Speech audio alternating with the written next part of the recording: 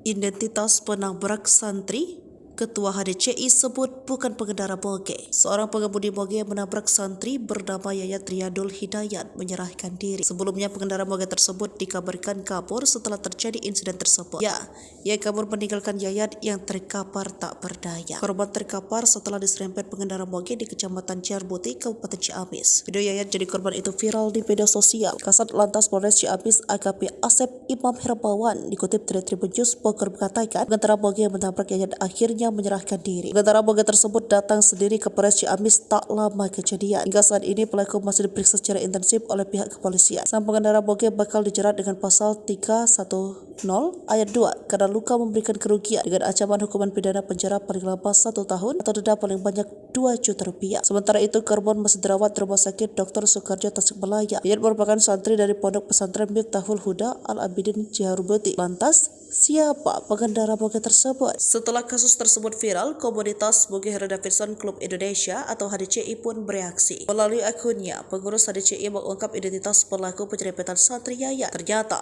pelaku tabrak lari Yayat bukanlah pengguna Moge Harley. Kendati begitu, pihak HDCI ikut bertanggung jawab atas musibah yang dialami Yayat. Lebih lanjut, HDCI juga menyebut pelaku sudah bertanggung jawab atas kasus penyerempetan Yayat. Terduga pelaku tersebut sudah mendatangi pihak kepolisian dan segera akan bertemu Yayat. Selain akun HDCI, Ketua Umum HDCI periode 2023 sampai 2028, Ahmad Saroni juga mengurai tanggapan atas kasus tersebut. Melalui laman media sosial, pria yang dikenal juga sebagai anggota DPR RI itu turut mengurai sosok pelaku penyerempetan Yayat. Yang menegaskan bahwa pelaku bukanlah pengguna Moge Harley Davidson.